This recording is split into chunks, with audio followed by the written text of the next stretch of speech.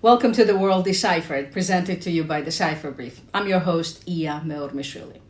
With Ukraine's advancement into Russia's Kursk region, questions about Russia's military capabilities are once again in the headlines. Why hasn't Russia, which thought in 2002 that it would take control of Kyiv in just a matter of days, not removed Ukrainian troops from its own territory? And what does it mean for the future of the war in Ukraine, as well as for the future of the Russian military itself? Michael Bohnert from the RAND Corporation talks with the World Deciphered about what the Russian military looks like today. It's still capable in terms of mass, but its technical capabilities are decades behind any modern military. At this point, it's just purely operating by force of will, and we are seeing cracks in that. Also in this episode, 3 years after the disastrous end of the war in Afghanistan, what impact did America's withdrawal have on global security, and what's happening in Afghanistan now? Two members of the Cipher Brief's expert network, retired General Frank McKenzie and CIA's last man out, Dave Pitts, talk with the Cipher Brief's managing editor, Tom Nagorski. I think the risk is there. I think the risk is increasing. It is greater this year than it was last year. It will be greater next year than it was this year. Ukraine's surprising invasion of Russian Kursk region on August 6th highlighted some questions about Russia's military and military-industrial capabilities. Here's the Cipher Brief's managing editor, Tom Nagorski, with an overview of what some of the flaws of the world's second largest military may be. Ukraine's stunning invasion of Russia's Kursk region has raised alarms across Russia. It's also raised new questions about the Russian military. In this case, why border guards failed to repel the invaders, and why Russian military intelligence missed the signals that they were coming. Beyond the battlefield damage, the war in Ukraine has also done damage to the reputation of Russia's military.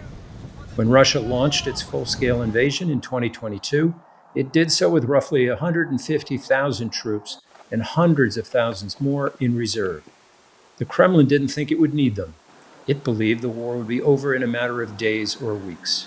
But there was no quick victory, and a big reason for that has been that beyond the numbers, Russia's military has a lot of fundamental problems. Certainly no one imagined the casualty count. Russia has lost more than 300,000 soldiers to death or injury in Ukraine. That's a far higher number than Russian losses in any campaign since World War II. In the first months of the war, 9 Russian generals were killed, an inconceivable loss, according to Cipher Brief expert General David Petraeus. Petraeus and others blamed poor training and command and control issues, not to mention the resolve of the Ukrainian resistance. The Russian army and the Soviet army before it had been among the country's greatest assets.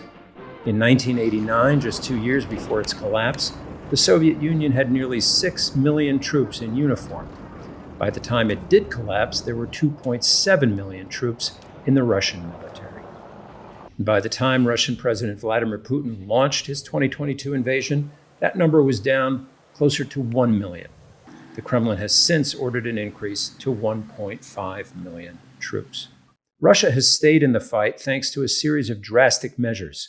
Putin offered freedom for prisoners if they agreed to fight.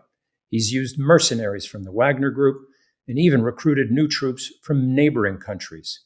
The Kremlin has boosted soldiers' pay to more than double the average wage, and in September 2022, Putin ordered a partial mobilization of another 300,000 forces.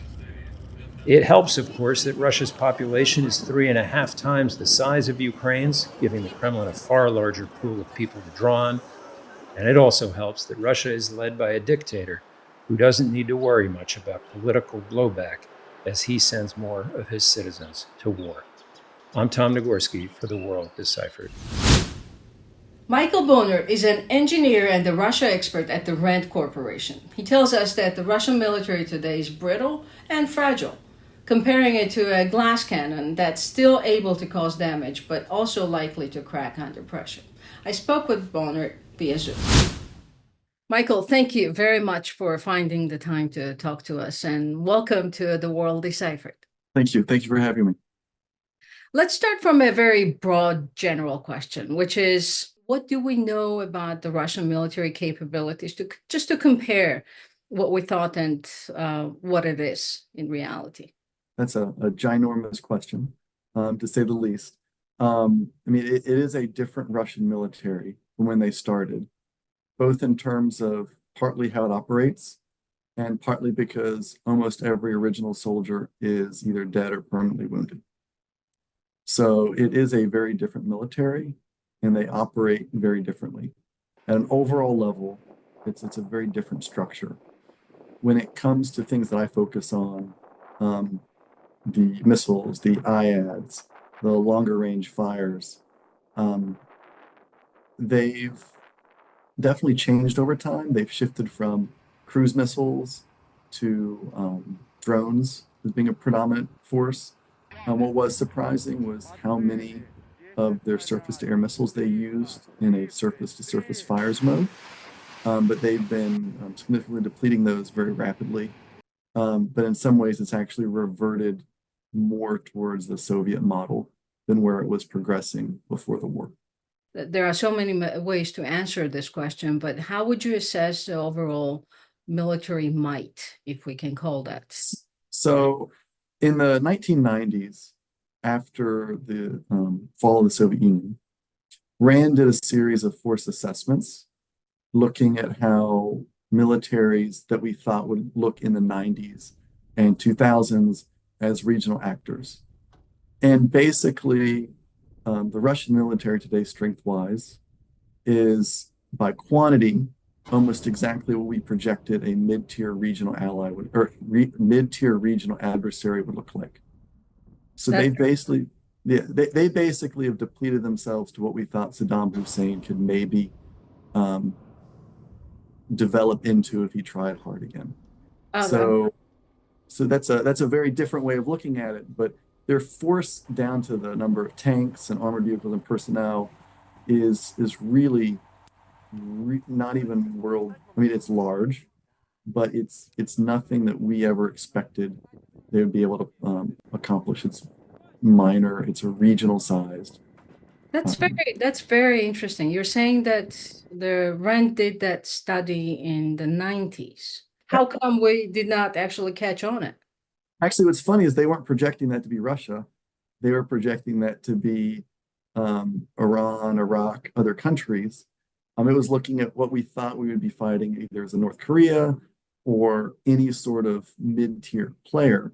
It just happens that over the years, Russia just continued to decline, and they declined to the level that we projected regional adversaries would be.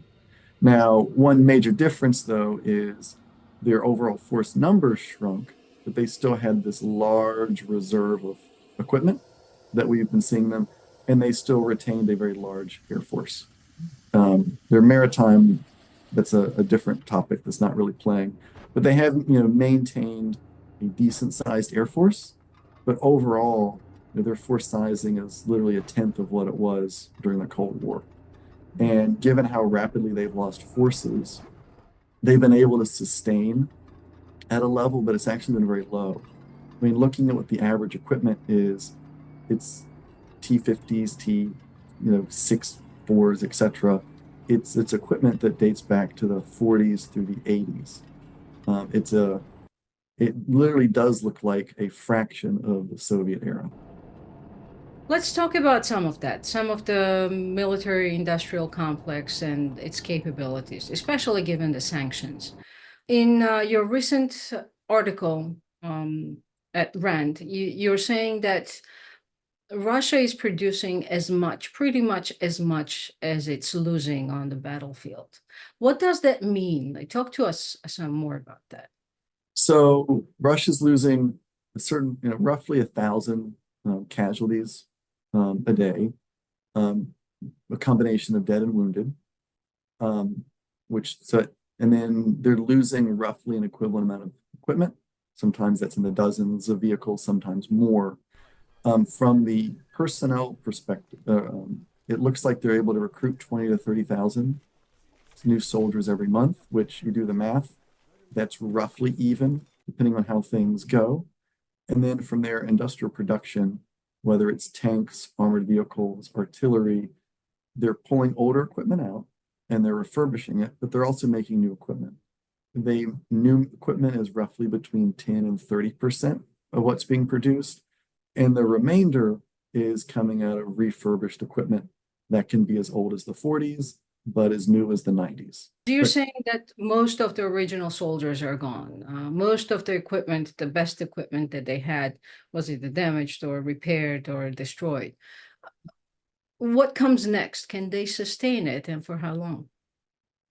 So, I mean, that's the question I think everyone's trying to get to. We do know that they've been missing their recruitment goals on the personnel side. It looks like it's been below 30,000 and slipping. Is one major source of evidence is they've been increasing their recruitment bonuses. So I believe the latest I saw was 1.8 million rubles as a sign-on bonus. On the equipment side, there, the tanks and the armored vehicles and all that are increasing right now. They're about between 15 and 30%. But that level is increasing of new production. Although you kind of do the straight line estimate, once they start to run out of new equipment, they're going to have to adapt. Now, as much as people have made fun of Russia's top-down approach, they have been able to adapt over time. They have been showing decent capabilities with dirt bikes, RAV4 or 4x4s. I can't believe I'm saying this, golf carts. They've been able to improvise. I would not call Say it. more about that. Yeah, what does that? Yeah. So what something that Russia picked up on was because Ukraine has had a shortage of artillery because the promised Western aid didn't make it in time. They picked up tactics of using dirt bikes and golf carts because they'd put one or two people in each vehicle because they could spread the vehicles out more than there was artillery to hit them. So it was a strange, actually useful tactic. Now it's vulnerable to drones, but some of the dirt bikes gave them speed. So when they're able to get a drone advantage, surprisingly, some of those lighter vehicles have been pretty successful. That being said, there's almost no survivability. So any troop that is in those once hit dies. So where much Western gear, we've seen the videos of the Bradley vehicles, they get hit, the people leave, the vehicle's retaken, it's repaired, then you could have 2 or 3 crews that survive. So that is a difference between the two philosophies. But, I don't want to say that once Russia runs out of equipment, they're going to give up, but it definitely will hinder their ability to fight further. Anything that makes that decrement happen sooner will cause them to run out before their new production is able to catch up. What impact has Ukraine's operation in Kursk had on Russia's military capabilities? I think the Ukrainian special military operation into Kursk was definitely unexpected. I will say for those of my colleagues that were former tank commanders, going back to 2023, they were like, man, if only you could go into Kursk, this would be a lot easier relative to the other counteroffensive. So this isn't necessarily something that people didn't see. They just didn't expect Ukraine to do for political reasons. As I highlighted in my piece, Russia's been able to minimally secure its border. I mean, we've seen over the past year and a half the several of the independent legions move in and out of the Kursk region, Belgorod on the border, and Russia's basically been able to ignore that. They haven't really put resources into defending the border. They haven't put people, vehicles, fortifications, money.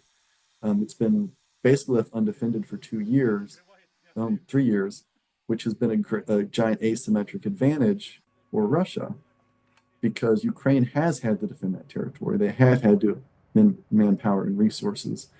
So the immediate impact is Russia now has to devote some degree of resources to securing this area to prevent Ukraine from making it further. And that includes many more miles along the border, as we've seen some other border incursions here or there. Another aspect of this is it puts Ukrainian forces much closer to many valuable Russian storage locations, factories, logistics hubs, airfields. So they can use lower cost drones to make strikes on targets that they're not allowed to use Western weapons on, the longer range. So this is somewhat of a reaction where Ukraine can take advantage of its drone capabilities to make up for not being given authority to use longer range strike weapons. So there's kind of a tactical, operational level effect to this. Additionally, Russia's forces have structured very heavily on taking territory in the Donbass, heavily fortified. Those aren't, we think of tanks moving across deserts and broad movements of what's called maneuver warfare. The Russian military has structured itself away from that and has shifted more towards these smaller units to go across the 21st century equivalent of no man's land, thinking back to World War I. By Ukraine engaging in this maneuver warfare in the Kursk region, Russia doesn't really have an answer to that other than just striking with everything. That's why we've seen Russia even bombing some of their own towns that have Ukrainian forces in them, just because they don't have a good answer. Their solution to date is basically form a wall of conscripts, let them die, and then hope that artillery hits Ukrainian forces. It's brutal, but it has slowed the Ukrainian advance in some areas.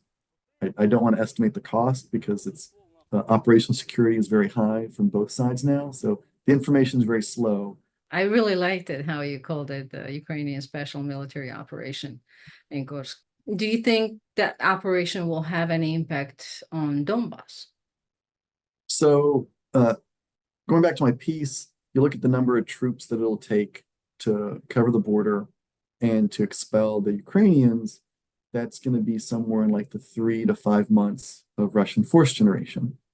So Russia's going to have to either pull troops from somewhere, either along the front in Zaporizhia, Kherson, where it's kind of sleepy, pull troops, which it appears they might have already been doing, stop offensives in the Donbass, or bring all remaining troops, including conscripts that are in Russia, to fight in Kursk.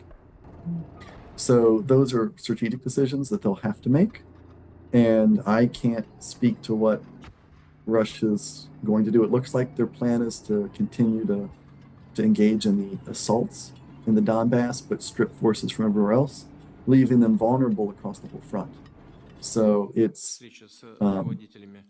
I do think there's going to be a point where you see a slowdown. But this does come down to Russian high command and ultimately Putin. Of what does he care about more, protecting Russians or taking a few meters at a time in the Donbass? Michael, this is my final question to you. Since the topic of the interview was the sort of overall power and capabilities of the Russian military, how would you summarize that? I'm taking you back to that very complicated first question that I asked you, but to really, after everything that we talked about, what would you say about the Russian military? Are they a powerful, strong, sort of the force that we all thought they were 2 years ago, 2.5 years ago, or not? They're definitely not the force people thought they were 3 years ago. They are significantly less capable in all manners except brutality. They are less capable in terms of fires, maneuverability, logistics. They've been making up for it in brutality and sheer force of determination. I will say that their units are charging into the jaws of certain death for absolutely no reason. And that's something that will be analyzed for years to come. Friends of mine that study will to fight have basically said, it's pretty much unheard of in warfare, short of historic instances where militaries were hopped up on drugs, amphetamines, etc. I'm not saying there's widespread use of it. It's just the level of willingness to sacrifice is shocking. That's, I think, one of the biggest unexpected parts. But I just overall, the Russian military, it's still capable in terms of mass, but its technical capabilities are decades behind any modern military. At this point, it's just purely operating by force of will, and we are seeing cracks in that. 3 years ago, the capital of Afghanistan was overrun by the Taliban as last American forces left the country. Amid the chaos, a terrorist attack at the Kabul airport took the lives of nearly 200 people, including 13 members of the U.S. military. It was a terrible moment for Afghanistan and a terrible ending of the America's mission there. The Cipher Brief spoke with two of our experts who were deeply involved with those dark days. General Frank McKenzie, who was then the head of the U.S. Central Command, and Dave Pitts, who was a top CIA official in the region and one of the last Americans to leave Kabul. Cipher Brief's managing editor, Tom Nagorski, spoke with them about the threat that is posed today by jihadist groups that are once again operating in Afghanistan, many of them with the Taliban's blessing. Let's turn to the threat assessment piece, which of course matters especially to us at the Cipher Brief, but I think to a great many Americans as well. We published a piece earlier this year based on an interview we did with Zia Siraj, who was the last national security advisor in the country. He's not the only one. The UN has done this kind of monitoring too, but sort of an assessment of the existence and the number of jihadist groups that he claims are now operating in his country. He's now in the United Kingdom. And he mapped some 14 jihadist organizations, varying degrees of size and capability operating in the country, though he was quick to say that many of them have very limited capability and may actually have quite limited ambitions. For the purposes of this conversation, we're not going to tick off all 14, but I want to focus on a couple who are exceptions to that rule of limited capability and ambition. General McKenzie, let's start, if we could, with the Islamic State Khorasan, variously described as ISIS-K or ISK. This is a group where, as you know, our audience knows, major global ambitions, carried out or claimed the Kabul airport attack and the Paris attack as well, the attack earlier this year at the concert hall outside Moscow. How would you assess ISIS-K generally? And if you wouldn't mind getting in your answer, weaving in the interesting fact that they're actually enemies of the Taliban, as I understand it. Sure, Tom. So you're right. The Taliban actually have a theological disagreement with ISIS, and they've attacked them before we left the fight with varying degrees of success. They're having less success now because we were able to provide some tipping and cueing to the Taliban in those attacks because it was in both our interests to reduce ISIS. This is before we left the fight. Now they don't have that aid. Their attacks against ISIS have generally been ineffective, certainly not effective in reducing the size of the insurgency in Afghanistan. So that's a fact. But the other thing that we need to think about as we look at this is our ability to know and understand these groups. It's gone to almost zero. We have very little insight into what's actually happening inside Afghanistan in terms of platforms that look there, unmanned platforms, in terms of other sensors and types of things that you really depend on having people on the ground to go out and do the retail work, if you will, of intelligence gathering. That's all gone, and it's not going to come back. So our ability to see and understand is quite limited. I believe that ISIS does intend to carry out attacks against the United States if they can.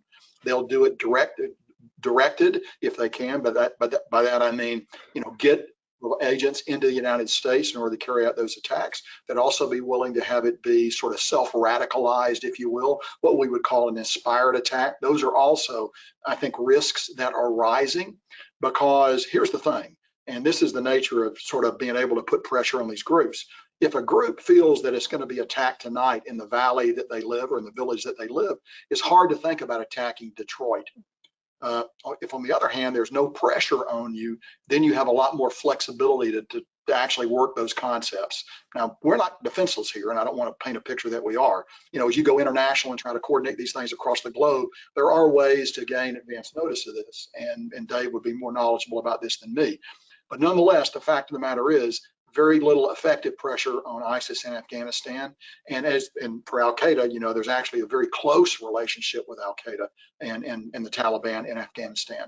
I would say the primary threat, at least from my perspective, when I was still looking at this pretty hard, was ISIS. I think it still is. I wouldn't discount Al-Qaeda. They've shown themselves to be remarkably resilient in the past, and they may yet prove to be so again. But the fact of the matter is, the Taliban aren't real good at suppressing them, and we have very little visibility on what's going on. So 2 follow-ups to that, maybe one for you, General, and then I'll come to Dave with the other one. We both mentioned the enmity between the Taliban and ISIS-K. Is that something the United States can, because I think that they are the exception, right? So all the 13 other groups that have been identified operating now are all existing with at least the blessing, if not outward support. How can the United States play that card, given that they're not there, we're not there, the card of enemy of the enemy is my friend, effectively? I think we're playing that card from a position of complete weakness with the Taliban because of the way we have chosen to negotiate with them in the past.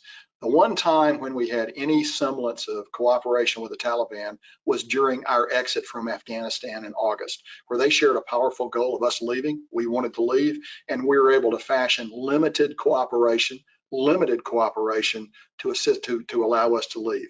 Beyond that, I wouldn't trust the Taliban to do anything. Certainly, that's a possibility. I am hesitant, though, to say that we would get much out of that. All right, and Dave, I'm going from memory here, so you'll edit me and correct me if I'm off. But just to the General's point about a poverty of intelligence on the ground, for all the reasons he laid out, I do recall, at least with the Moscow attack this year, and maybe the one in Iran before, that the United States warned. There was, I believe, the oddity of Washington using some channels to warn both the Kremlin and the regime in Tehran that something was coming. And I believe in both cases something came. And actually, in the Russian example, I think the warning was actually that it might be related to some concert. All of which is to say, that does suggest that somewhere, somehow, we've got tentacles that are not bad in terms of monitoring what ISIS-K has planned, or do I have that wrong? No, you've got that right, Tom. And I can't speak to exactly what the IC had, but certainly we had something. And on matters of terrorism, we're going to share that in most cases, or maybe in every case, because it benefits us to stop terrorist attacks. That's not to say that we have those great insights every day and all the time on what ISIS-K and its various affiliates might be planning around the world. If I could just follow with a couple of points about ISIS-K. You know, when it got started, it was a multi-ethnic, multinational organization in Afghanistan. So it was really sort of grassroots connected. They didn't have to bring in a lot of foreigners into Afghanistan to form ISIS-K. And so it built these really strong networks, and it's really got connections into every other organization inside of Afghanistan and among some of the people of Afghanistan.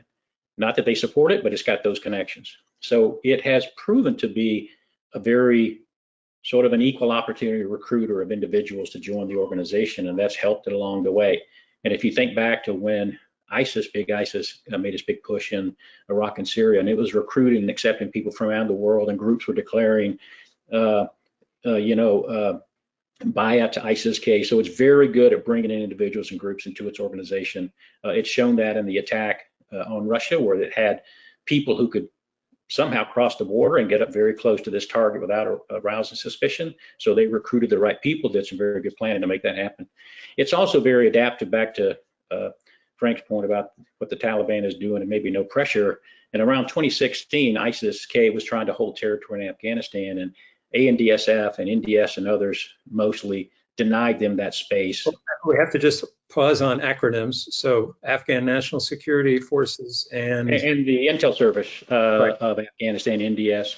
So they denied them that space. I mean, this was ISIS-K thinking it could hold territory. So it didn't miss a beat. It adapted. It became sort of an urban-centric group. It moved into Kabul and other places, and it continued to thrive. Very good at recruiting inside of Kabul.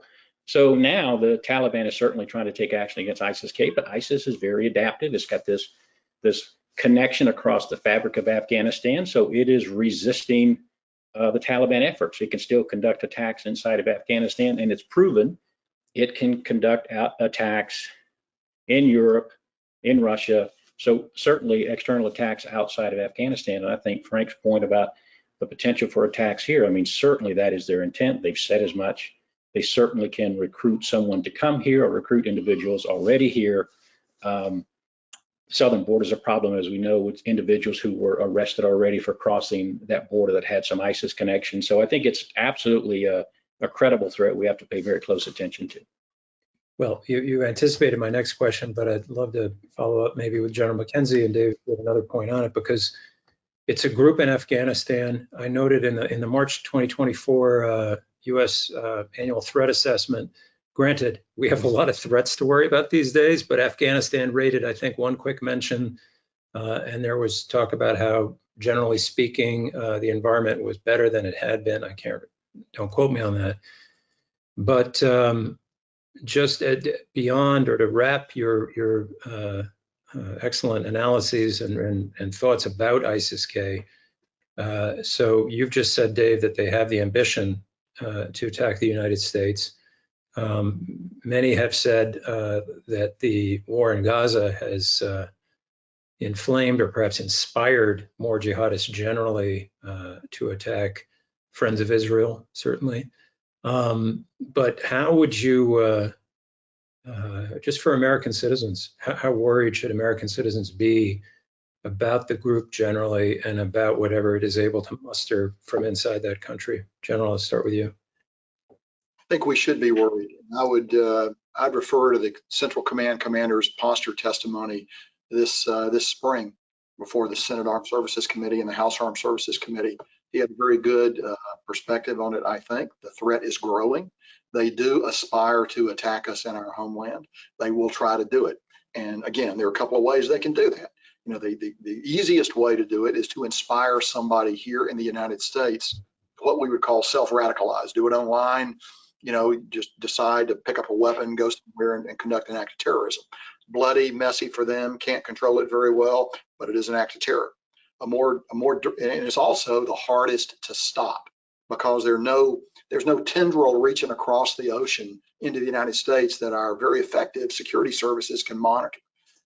Another attack would be a directed attack, an organized attack, where people would actually come here and then plan the attack, perhaps recruit others to do it. Now then, you can have a very specific target. You might be able to control the timing of it. You might be able to do a variety of things.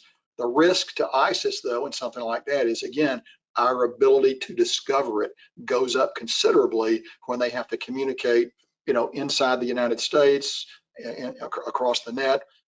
We are less vulnerable when that happens. I'll close by saying, I think the risk is there. I think the risk is increasing. It is greater this year than it was last year. It will be greater next year than it was this year. And again, our ability to actually look into Afghanistan itself makes it very hard to know and understand what they're thinking. We begin to see it when they begin to put attack plans in motion, and they have to transmit those attack plans. And that's when we, probably much as I should say about it, that's when we have the opportunity to gain knowledge of it. You can watch the full interview with General Frank McKenzie and former senior CIA officer Dave Pitts on the Cipher Brief's YouTube channel. And that's it for this week's episode of The World Deciphered. I'm your host, Iya Meurmishvili. Be sure to join us again next week for more of the deep insights and expert analysis that you've come to expect from the Cipher Brief. And visit us at decipherbrief.com, where you can subscribe to our open source report, keeping you up to speed on what's happening in the world every Monday through Friday. And remember, national security is everyone's business. See you next week.